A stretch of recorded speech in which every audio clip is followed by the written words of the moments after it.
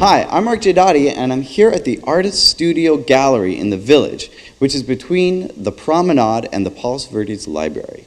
Today we're going to take a look at what will be happening here on October 10th and 11th, that's Saturday and Sunday. It's called the Artist Studio Tour. The local artists will be opening their homes to show you what and how they create their paintings. And what we're going to do today is take a little sneak preview of what you can expect on October 10th and 11th.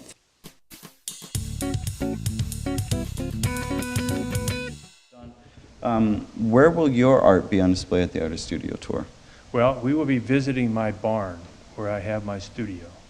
And so we'll have paintings inside my studio, but we'll also have paintings all around the corral. And so there'll be lots of different subjects. I paint a lot of local scenes, but I also paint in the High Sierra, I paint in Alaska, I paint all up and down the coast. So there'll be lots of different choices for people to look at. Now, you said your barn. I know what you mean, but can you tell our audience what's going on there? What's this barn and corral that your art's at? Well, we had horses when my daughters were growing up, so we have a barn, and we took over half the barn for my studio. And so that's where I work, and I can walk out the door from my barn and see Long Point and see the sunset every night. So I can just set up my easel right outside my barn and paint if I want to. And we'll have an exhibition of night painting. I'll have my lights that I use for night painting, and I can show people how to paint at night if they'd like to do that. That's one of the subjects I enjoy doing, is painting at night.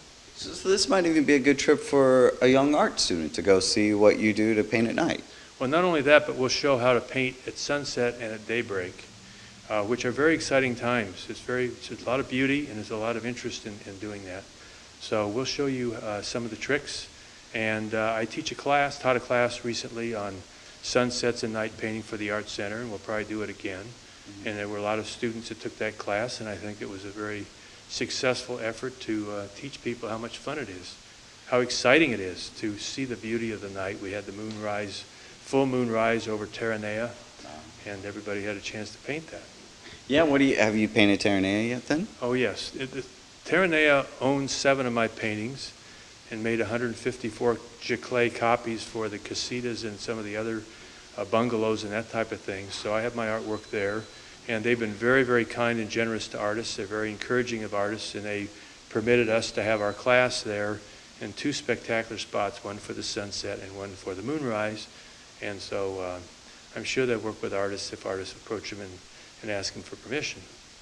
Well, I was a lawyer and a crisis manager for my business life, and I retired at age 65 and took up painting. And so it was somewhat of a change, although I'd been a stained glass hobbyist. I made stained glass windows. I hadn't painted hardly at all until I took up painting when I retired. And I think that concentration is helpful, but I think an interest in natural beauty, if you paint outside, and that's what I do. I'm a representational painter, as you can see from behind my paintings.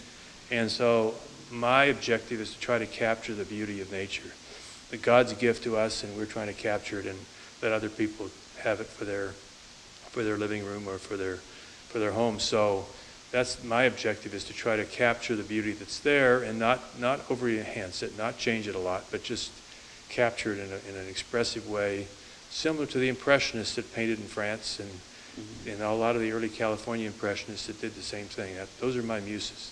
And also for these trips that you go to, like Alaska, are these specifically art trips, or does it happen that a moment hits you or a view hits you and then you've got to paint it?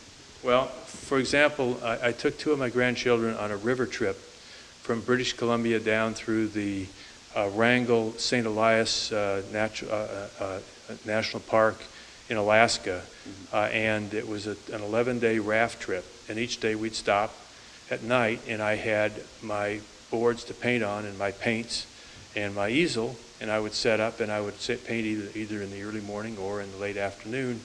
And one interesting time was that there's a mountain called Mount Fairweather, which is an oxymoron in the sense that it's on the coast, Pacific coast. It's about 20,000 feet high. It's very, very cloudy all the time. But every once in a while it opens up and you can see it from a great distance. It's a beautiful, beautiful glaciated mountain. And one morning about 5 o'clock, I got up to go to the bathroom and saw that Mount Fairweather was clear of clouds. and I had my easel all set up along with my paints. So I grabbed it and ran up on a little hill, and I painted the mountain first because I knew that it might not last very long.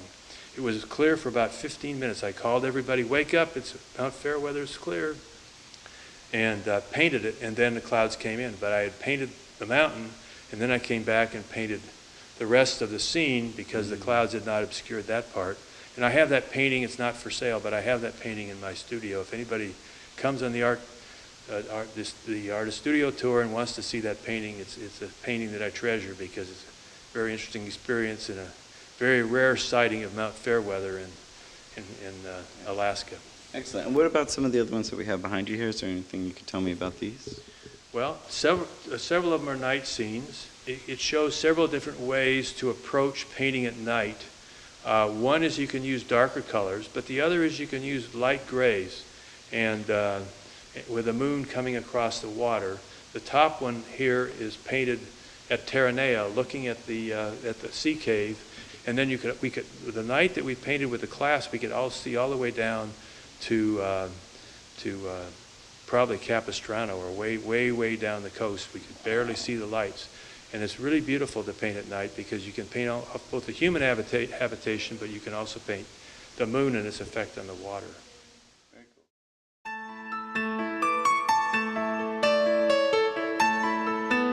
Well, all my work basically contains sterling silver, 14 karat gold components. I use a lot of natural gemstones, which I like to use the earthy tones and whatnot, but kind of give it some sparkle with the Swarovski Austrian crystals. So most of the crystals you'll see are all the Swarovski crystals. This here is a necklace I've done on silk thread. It's knotted in between all the crystals that you see here. The shell on the end is a mother of pearl laser cut shell, which I have in various colors and different styles as well. I noticed on the tag on that, it said pearl and it said turquoise, but I'm not recognizing turquoise or pearl in there. Could you tell me why? Okay. Well, the turquoise that's actually on this particular necklace, most of the turquoise that you see is that aqua, color turquoise.